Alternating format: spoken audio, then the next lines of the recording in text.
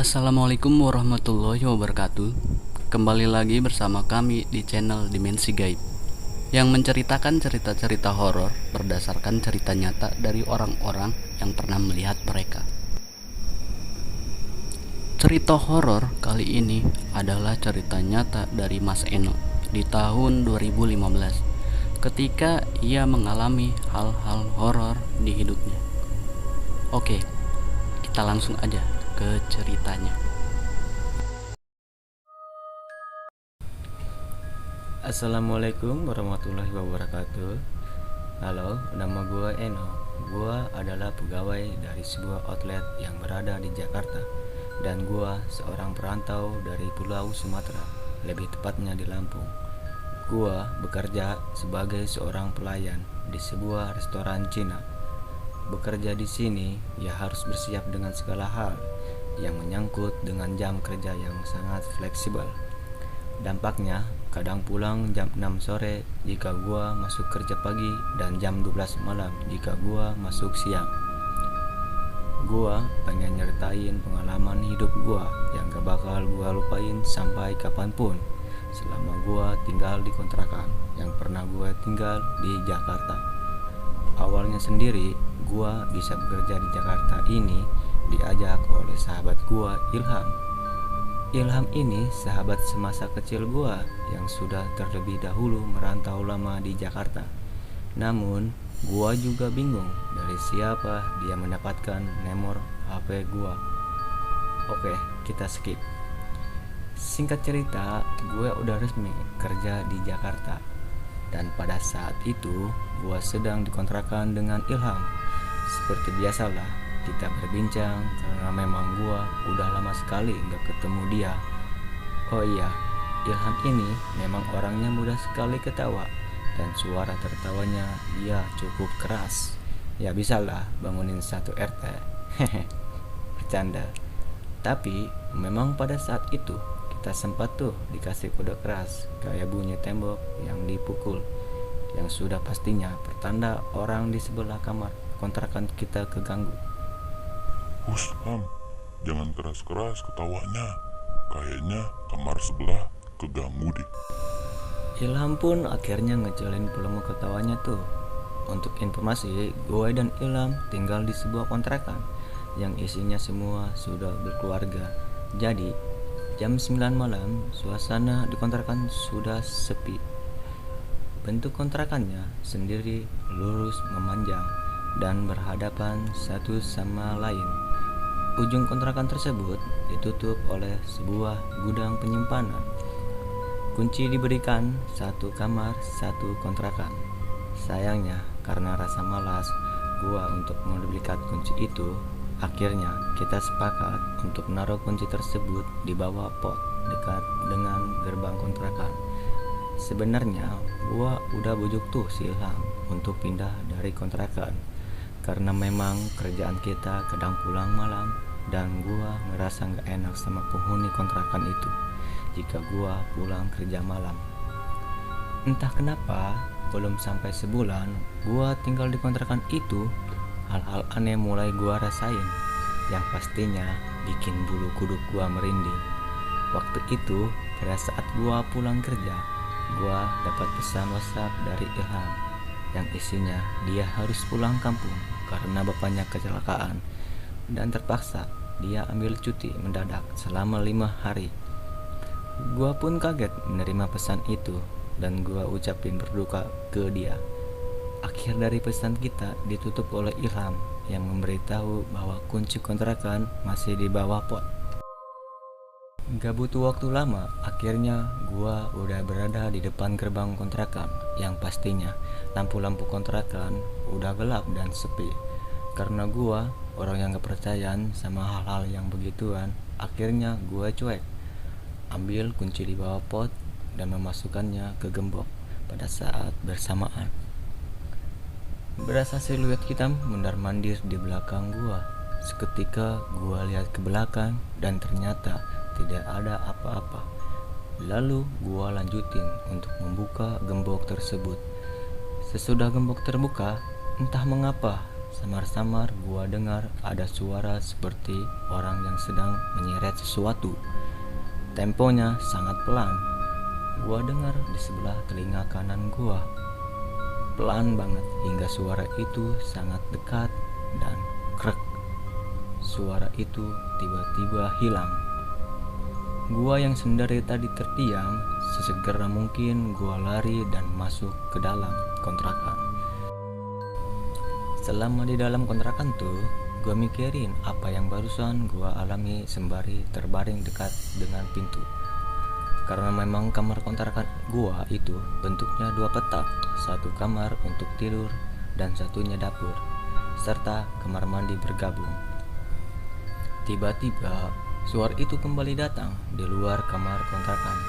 Srek, srek. Suara itu berhenti tepat di depan pintu kamar kontrakan gua. Karena gua penasaran, akhirnya gua cek keluar dan ternyata tidak ada apa-apa. Serentak dari arah dapur seperti ada yang sedang berlari ke kamar mandi sangat cepat sekali.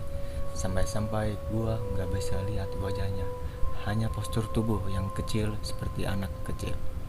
Enggak lama, suara terdengar. Suara tembok yang dipukul. Saat itu, gua pikir gua sama sekali gak berisik. Namun anehnya, suara dentuman tembok itu terus berbunyi hingga akhirnya gua paksain tidur dan tak memperdulikan suara itu hingga gua akhirnya terbangun di pagi hari.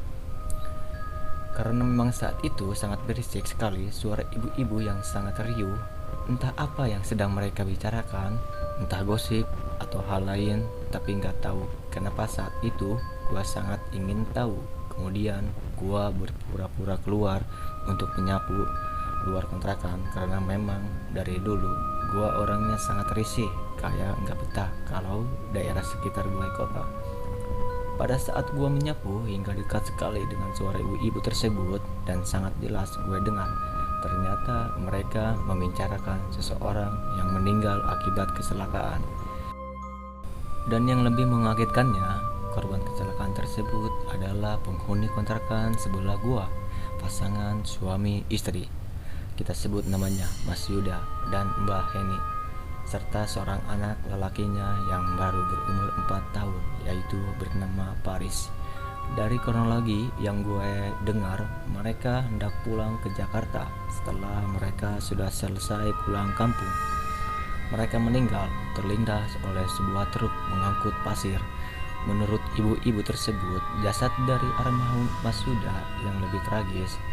Oh ya, mohon maaf bila terdengar jijik, tapi gue akan ceritakan dan ini sudah persetujuan dari pihak keluarga, asalkan nama beliau disamarkan.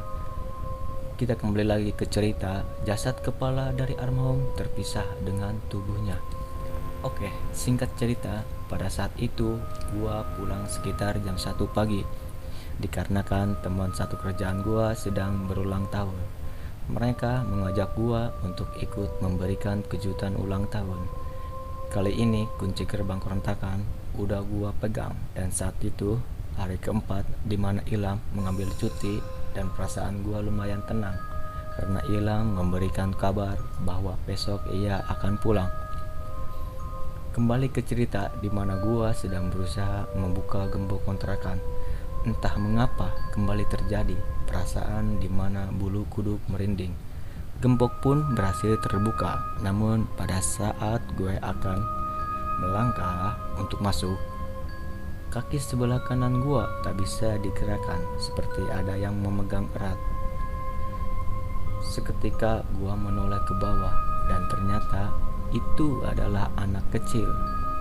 Ia menyeringai ke arahku dengan bola mata yang akan jatuh. Kemudian ia berkata, "Temenin aku main, Kak." Mendengar suara itu, gua pun sekuat tenaga mengangkat kaki kanan gua. Hingga akhirnya gua terlepas, lalu terjungkal ke depan.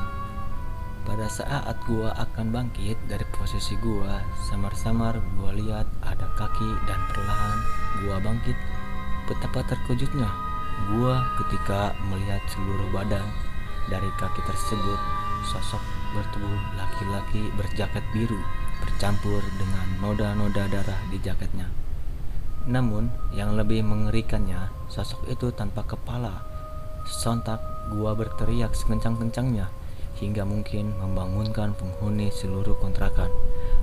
Rasanya teriakan gua akan habis dan seketika pandangan gua seperti ada kabut hitam, kemudian gelap. Pagi pun menjelang, terdengar lirih suara seseorang yang memanggil nama gua. Terasa pipi gua berasa nyeri.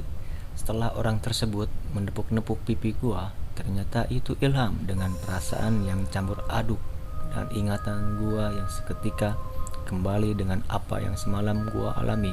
Secepat kilat gua tarik tangan Ilham. Ayo kita pindah. Gue nggak mau lagi di sini. Semalam gue didatengin sosok Mas Yuda sama anaknya yang kemarin meninggal. Ayo, gue udah nggak mau lagi di sini. Tanpa memperdulikan balasan Ilham, akhirnya gua mulai membereskan dan meminta libur kerja di hari itu untuk mencari kontrakan dan menyiapkan barang-barang gua.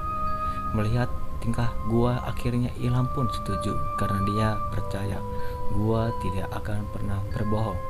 Apalagi dia mendengar bahwa gua pingsan di lorong kontrakan semalam. Oke, sekian ceritanya. Dan ini murni dari cerita pengalaman Mas Eno yang mengalami kejadian horor. Mohon maaf bila ada kata-kata gue yang kurang jelas, dan terima kasih untuk Mas Eno yang bersedia pengalamannya diceritakan di channel Dimensi Gaib.